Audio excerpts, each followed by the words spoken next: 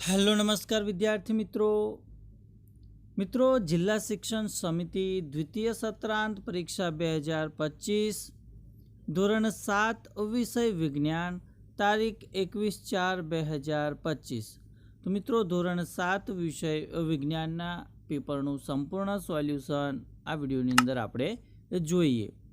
તો પ્રશ્ન નંબર 1 કે નીચેના પ્રશ્નના ઉત્તર માટે આપેલા વિકલ્પોમાંથી સાચો વિકલ્પ શોધીને લખવાનો છે। પહેલો પ્રશ્ન છે કે મનુષ્યના રુધિરનો કયો ઘટક હિમોગ્લોબિન ધરાવે છે? તો જવાબ આવશે રક્તકણ। બીજું છે કે ઈસ્ટમાં થતું અલિંગી પ્રજનન કયા પ્રકારનું છે? તો જવાબ આવશે કલિકા સર્જન। ત્રીજું છે કે મૂત્રપિંડની નિષ્ફળતાને કારણે રુધિરને સમયાંતરે કૃત્રિમ મૂત્રપિંડ દ્વારા મશીન વડે ગાળવામાં આવે તે પદ્ધતિને શું કહે છે? તો જવાબ આવશે ડાયાલિસિસ કહે છે। ચોથું છે કે બહિર્ગોળ લેન્સ વડે કયા પ્રકારનું પ્રતિબિંબ મળે નહીં? તો આભાસી અને નાનું પ્રતિબિંબ મળતું નથી। પાંચમો પ્રશ્ન કે જે સૂક્ષ્મજીવો મૃત વનસ્પતિ અને પ્રાણીઓને કાળા સેન્દ્રિય પદાર્થોમાં ફેરવે છે તેને શું કહે છે? તો જવાબ આવશે વિઘટકો કહે છે। ત્યારબાદ પ્રશ્ન 6 કે એરેટર દ્વારા શું કરવામાં આવે છે? તો જવાબ આવશે હવા ઉમેરવામાં આવે છે। સાતમું છે કે WWTPના મોટા ટાંકામાં તરતા તેલ અને ચરબી જેવા પદાર્થોને શાના દ્વારા દૂર કરવામાં આવે છે? તો જવાબ આવશે સ્કીમર। ત્યારબાદ આઠમો પ્રશ્ન છે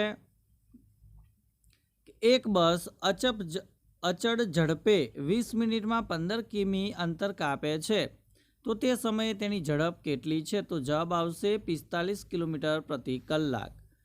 નવમો પ્રશ્ન છે કે વાહનોમાં કાપેલું અંતર માપવા માટે કયું સાધન વપરાય છે? તો જવાબ આવશે ઓડોમીટર વપરાય છે। તો વિદ્યાર્થી મિત્રો, જો આ વિડીયો તમને પસંદ આવતો હોય તો આ વિડીયોને તમારા અન્ય મિત્રો સુધી શેર કરી દેજો અને ચેનલ ઉપર જો પ્રથમ વખત આવેલા હો તો ચેનલને સબસ્ક્રાઇબ કરી બાજુમાં આપેલ બેલને પ્રેસ કરી દેજો। પ્રશ્ન 10 કે નીચેના પૈકી માસલ ફળ કયું છે? તો જવાબ આવશે કેરી। 11મો પ્રશ્ન કે સૂક્ષ્મજીવો મૃત વનસ્પતિઓ પર પ્રક્રિયા કરી શું બનાવે છે? તો જવાબ રહેશે સેન્દ્રિય પદાર્થ। 12મો પ્રશ્ન કે નીચેનામાંથી કયું સાધન વિદ્યુત પ્રવાહની ઉષ્મીય અસર પર કાર્ય કરે છે? તો જવાબ રહેશે ઇલેક્ટ્રિક ગીઝર। ત્યારબાદ પ્રશ્ન 1બ જેની અંદર આપણે વ્યાખ્યા આપવાની છે। પહેલું છે કે ઉત્સર્જન, તો કોષો દ્વારા જે નકામા પદાર્થો ઉત્પન્ન થાય છે તેનો સજીવોના શરીરમાંથી નિકાલ થવાની પ્રક્રિયાને ઉત્સર્જન કહે છે।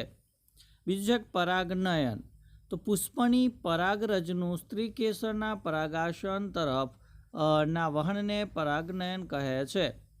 ત્રીજું છે સાદું લોલક, તો દ્રઢ આધાર પરથી દોરી વડે ધાતુના નાના ગોળાને લટકાવવાથી બનતી રચનાને સાદું લોલક કહે છે। ચોથું છે વિઘટકો, તો જે સૂક્ષ્મજીવો મૃત વનસ્પતિ પ્રાણીઓને કાળા સેન્દ્રિય પદાર્થોમાં ફેરવે છે તેને વિઘટકો કહે છે। પાંચમું છે આભાસી પ્રતિબિંબ, તો પડદા પર મેળવી શકાય નહીં તેવા પ્રતિબિંબને આભાસી પ્રતિબિંબ કહે છે। ત્યારબાદ પ્રશ્ન નંબર 2 કે નીચેના પ્રશ્નોના એક વાક્યની અંદર ઉત્તર લખવાના છે। પહેલો પ્રશ્ન છે કે WWTPનું પૂરું નામ જણાવો। તો WWTPનું પૂરું નામ છે વેસ્ટ વોટર ટ્રીટમેન્ટ પ્લાન્ટ। બીજું કે જંગલનું તળિયું કેવું હોય છે? તો જંગલનું તળિયું ઘેરા રંગનું, સડેલા પર્ણો, ફળો, બીજ, ડાળીઓ અને છોડવાઓથી આવૃત હોય છે। ત્રીજું છે કે બહિર્ગોળ લેન્સ કેવો હોય છે? તો બહિર્ગોળ લેન્સ વચ્ચેના ભાગમાં જાડો અને કિનારી તરફ પાતળો હોય છે। ચોથું છે કે કયા વિદ્યુત ઉપકરણોમાં વિદ્યુત કોષ વપરાય છે? તો ટોર્ચ, ઘડિયાળ, એસી રિમોટ વગેરે વિદ્યુત ઉપકરણોમાં વિદ્યુત કોષ વપરાય છે। ત્યારબાદ પ્રશ્ન 5 લોલકનું એકદોલન પૂર્ણ થયું ક્યારે કહેવાય? તો લોલક જ્યાંથી શરૂઆત કરે છે ત્યાં પાછું આવે ત્યાં સુધીનું દોલનની આવૃત્તિને લોલકનું એક દોલન પૂર્ણ થયું એમ કહેવાય છે। છઠ્ઠું છે કોઈ પદાર્થ ગતિમાં છે તેમ ક્યારે કહેવાય? તો જો કોઈ પદાર્થ ચોક્કસ બિંદુની સાપેક્ષમાં પોતાની જગ્યા બદલતો રહે છે ત્યારે કહી શકાય કે એ પદાર્થ ગતિમાં છે। સાતમું છે કે પરાગાસન કોને કહે છે? તો પુષ્પમાં સ્ત્રીકેસરના ઉપલા પોચા ગાદી જેવા ભાગને પરાગાસન કહે છે. આઠમું છે કે સ્પાયરોગાયરામાં કયા પ્રકારનું અલિંગી પ્રજનન થાય છે? તો સ્પાયરોગાયરામાં અવખંડન પ્રકારનું અલિંગી પ્રજનન થાય છે. ત્યારબાદ નવમો પ્રશ્ન કે રુધિરમાં કયા કયા કોષો હોય છે? તો રુધિરમાં રક્તકણો, શ્વેતકણો અને રુધિર કણિકાઓ હોય છે. નાડી દર એટલે શું? તો 1 મિનિટમાં થતા નાડી ધબકારાની સંખ્યાને નાડી દર કહેવામાં આવે છે. ત્યારબાદ પ્રશ્ન 2બ છે કે તફાવતના બે મુદ્દા લખો. એમાં આપણે ધમની અને શિરા વિશે લખવાનું છે. તો ધમની હૃદયમાંથી ઓક્સિજનયુક્ત રુધિર શરીરના વિવિધ ભાગો સુધી લઈ જાય છે. ધમનીની દિવાલ જાડી અને સ્થિતિસ્થાપક હોય છે, જ્યારે શિરા કાર્બન ડાયોક્સાઇડયુક્ત રુધિરને શરીરના જુદા જુદા ભાગોમાંથી હૃદય તરફ લઈ જાય છે અને શિરાની દિવાલ પાતળી હોય છે. ત્યારબાદ બીજા નંબરનો તફાવત છે અલિંગી પ્રજનન અને લિંગી પ્રજનન. તો અલિંગી પ્રજનનમાં એક જ સજીવના દૈહિક ભાગ દ્વારા નવા સજીવનું સર્જન થાય છે. તો આ પ્રકારનું પ્રજનન એકકોષી કે નિમ્ન કક્ષાની વનસ્પતિમાં જોવા મળે છે, જ્યારે લિંગી પ્રજનનની અંદર નરજન્યુ અને માદાજન્યુના ફલનથી નવા સજીવનું સર્જન થાય છે અને આ પ્રકારનું પ્રજનન ઉચ્ચ કક્ષાની વનસ્પતિમાં જ જોવા મળે છે. ત્યારબાદ ત્રીજા નંબરનો તફાવત છે કે નિયમિત ગતિ અને અનિયમિત ગતિ. તો નિયમિત પ્રકારની ગતિમાં પદાર્થ એક સરખા સમયગાળામાં એક સરખું અંતર કાપે છે અને આ પ્રકારની ગતિ માટે અંતર સમયનો આલેખ સુરેખ હોય છે, જ્યારે અનિયમિત પ્રકારની ગતિમાં પદાર્થ એક સરખા સમયગાળામાં એક સરખું અંતર કાપતો નથી, જ્યારે આ પ્રકારની ગતિ માટે અંતર સમયનો આલેખ સુરેખ હોતો નથી. ત્યારબાદ ચોથા નંબરનો તફાવત જોઈએ, જેની અંદર આપણે અંતગોળ અરીસો અને બહિર્ગોળ અરીસો વિશે જોવાનું છે. તો જે ગોલીય અરીસાની અંતર્ગોળ સપાટી પરાવર્તક હોય તેને અંતગોળ અરીસો કહે છે. અંતર્ગોળ અરીસાનો ઉપયોગ આંખ, કાન, નાક, ગળા અને દાંતના ડોક્ટરો કરે છે, જ્યારે જે ગોલીય અરીસાની બહિર્ગોળ સપાટી પરાવર્તક હોય તેને બહિર્ગોળ અરીસો કહે છે અને બહિર્ગોળ અરીસાનો ઉપયોગ કાર તથા સ્કૂટરના સાઇડ મિરર બનાવવા માટે થાય છે. ત્યારબાદ પ્રશ્ન 3અ કે નીચેના પ્રયોગોનું આકૃતિ દોરી વર્ણન કરવાનું છે. એમાં પહેલો છે કે ઈસ્ટમાં કલિકા સર્જન દ્વારા થતું અલિંગી પ્રજનન સમજવું. તો સાધન સામગ્રીની અંદર ઈસ્ટ પાવડર, ખાંડ, પાણી ભરેલું વાસણ, કાચની સ્લાઇડ અને સૂક્ષ્મદર્શક યંત્ર આવશે. અહીંયા વિદ્યાર્થી મિત્રો તમે આકૃતિ જોઈ શકો છો. હવે પદ્ધતિની વાત કરીએ તો એક ચપટી ઈસ્ટ લેવાની અને તેને પાણી ભરેલા વાસણમાં મૂકવાનું છે. તેમાં એક ચમચી ખાંડ ઉમેરી તેને હલાવીને દ્રાવ્ય કરવાનું છે. તેને ઓરડાની હૂંફાળી જગ્યામાં મૂકવાનું છે. 1 કલાક પછી કાચની સ્લાઇડ પર આ દ્રાવણનું એક ટીપું મૂકી અને સૂક્ષ્મદર્શક યંત્રની મદદથી આપણે જોવાનું છે અને આપણને શું જોવા મળે છે એ અવલોકનની અંદર નોંધવાનું છે. તો અવલોકન તો કે ઈસ્ટના નવા સર્જાયેલા કોષો જોવા મળે છે, કેટલાકમાં કલિકા વિકસતી જોવા મળે છે. તો આ પ્રયોગ પરથી આપણે નિર્ણય એ કરી શકાય કે ઈસ્ટમાં કલિકા સર્જન દ્વારા જ પ્રજનન થાય છે. બીજા નંબરનો પ્રયોગ છે કે વિદ્યુત પ્રવાહની ઉષ્મીય અસરનું નિરીક્ષણ કરવું. તો સાધન સામગ્રીની અંદર વિદ્યુત કોષ, વિદ્યુત બલ્બ, વિદ્યુત કળ, જોડાણ માટેનો તાર આવશ્યક છે. અહીંયા તમે આકૃતિ જોઈ શકો છો. ત્યારબાદ આપણે વાત કરીશું પદ્ધતિની. તો એક વિદ્યુત કોષ, વિદ્યુત બલ્બ અને વિદ્યુત કળ અને જોડાણ માટેનો તાર લેવાનો છે અને આકૃતિમાં દર્શાવ્યા મુજબ વિદ્યુત પરિપથ તૈયાર કરવાનો છે. વિદ્યુત કળને ખુલ્લી એટલે કે ઓફ સ્થિતિમાં રાખો. શું બલ્બ પ્રકાશે છે? બલ્બને સ્પર્શ કરો. હવે વિદ્યુત કળને જોડાણની ઓન સ્થિતિમાં લાવો અને વિદ્યુત બલ્બને આશરે 1 મિનિટ સુધી પ્રકાશવા દો. ફરીથી બલ્બનો સ્પર્શ કરો. તમને કોઈ ફેરફારનો અનુભવ થાય છે? વિદ્યુત કળને ફરી ખુલ્લી એટલે કે ઓફ સ્થિતિમાં લાવીને ફરીથી બલ્બનો સ્પર્શ કરો. તો આ પ્રયોગ પરથી આપણને જે અવલોકન જોવા મળે છે કે ભાઈ વિદ્યુત કળ ઓફ સ્થિતિમાં હોય ત્યારે બલ્બ ગરમ થતો નથી, વિદ્યુત કળ ઓન સ્થિતિમાં હોય ત્યારે બલ્બ ગરમ થાય છે. વિદ્યુત કળ ફરી ઓફ સ્થિતિમાં લાવી થોડીવાર પછી બલ્બને અડકતા ઠંડો પડેલ જણાય છે. વિદ્યુત કળ ફરી ઓફ સ્થિતિમાં લાવી થોડીવાર પછી બલ્બને અડકતા એ ઠંડો આપણને જણાય છે. તો આ પ્રયોગ પરથી આપણે એ નિર્ણય તારવી શકાય કે વિદ્યુત બલ્બમાં વિદ્યુત પ્રવાહ વહે છે ત્યારે બલ્બ ગરમ થાય છે.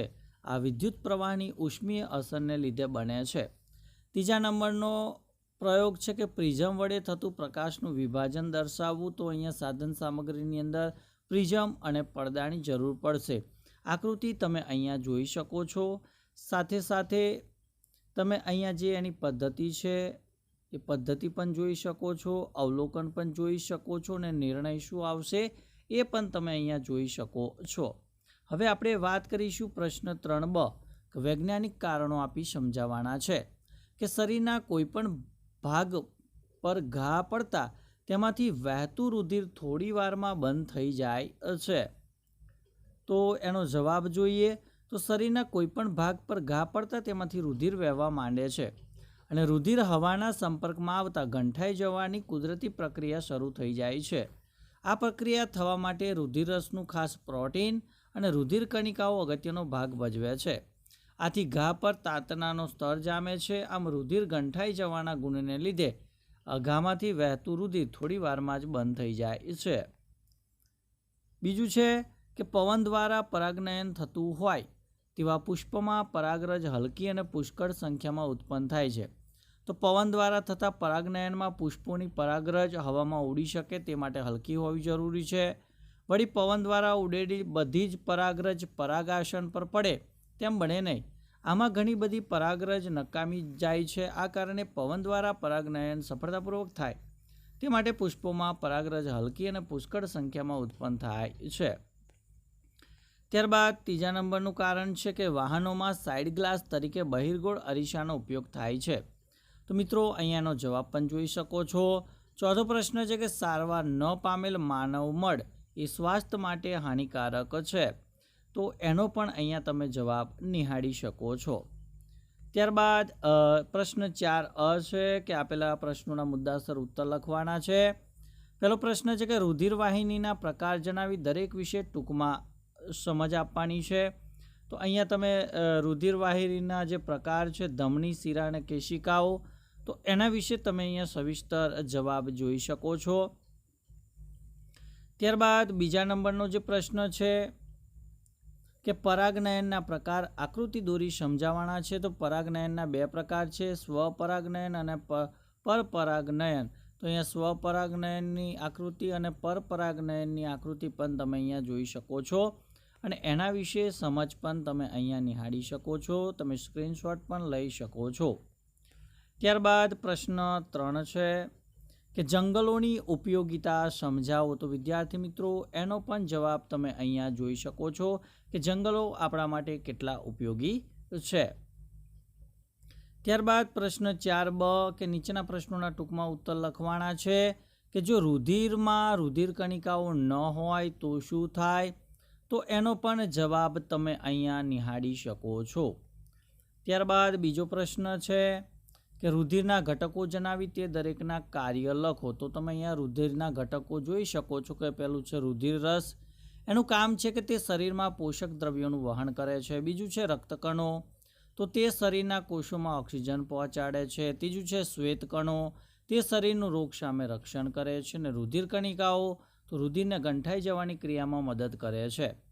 ત્રીજો પ્રશ્ન છે કે બીજાણુ સર્જન વડે થતું અલિંગી પ્રજનન સમજાવો. તો વિદ્યાર્થી મિત્રો એનો પણ તમે જવાબ અહીંયા જોઈ શકો છો, સ્ક્રીનશોટ પણ લઈ શકો છો.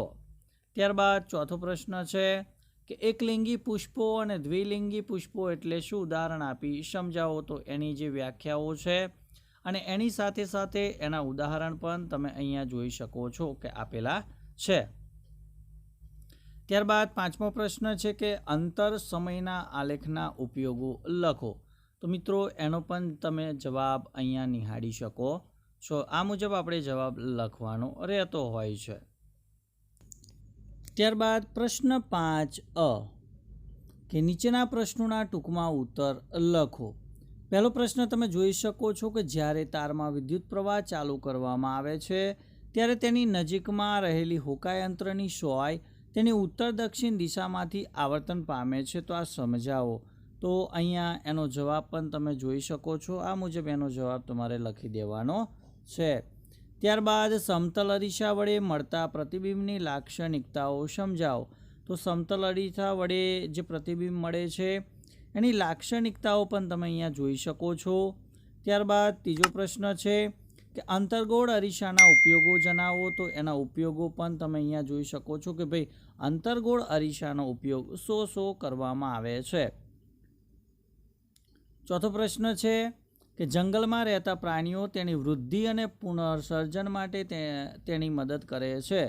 તો અહીંયા જવાબ પણ એનો જોઈ શકો છો. ત્યારબાદ સીવેજના નિકાલ માટેની વૈકલ્પિક વ્યવસ્થા જણાવો. તો એનો પણ તમે અહીંયા જવાબ જોઈ શકો છો. ત્યારબાદ વાત કરીશું પ્રશ્ન 5 માત્ર આપણે જવાબ લખવાના છે કે સમયનો પ્રમાણભૂત એકમ કયો છે.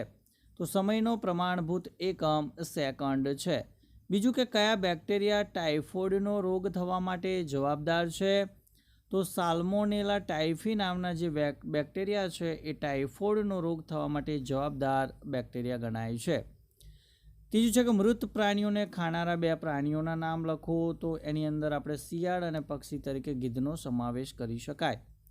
વાહનોમાં ઝડપ માપવા માટે વપરાતા સાધનનું નામ શું છે. તો એ આવશે સ્પીડોમીટર.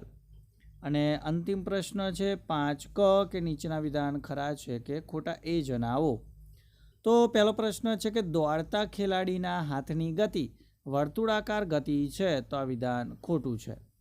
બીજું, જંગલમાં વસતા લોકોને જડીબુટ્ટીઓનું જ્ઞાન હોતું નથી. તો આ વિધાન પણ ખોટું છે. ત્રીજું, ક્રિયાશીલ કાદવમાં 97% પાણી હોય છે. તો આ વિધાન સાચું છે. અને ચોથું છે કે 2 શહેરો વચ્ચેનું અંતર કિલોમીટરમાં માપવામાં આવે છે. તો આ વિધાન સાચું છે. તો વિદ્યાર્થી મિત્રો, આ હતું ધોરણ 7 વિષય વિજ્ઞાનના પેપરનું સંપૂર્ણ સોલ્યુશન. તો ચોક્કસથી આ વિડીયો તમને ગમ્યો જ હશે. તો આ વિડીયોને લાઇક કરી દેજો, તમારા અન્ય મિત્રો સુધી શેર કરી દેજો અને ચેનલ ઉપર જો પ્રથમ વખત આવેલા હો તો ચેનલને સબસ્ક્રાઈબ કરી બાજુમાં આપેલ બેલને પ્રેસ કરી દેજો, જેથી આવનાર તમામ નવા વિડીયોની નોટિફિકેશન સૌપ્રથમ તમારા સુધી પહોંચતી રહે. જય હિન્દ, જય ભારત.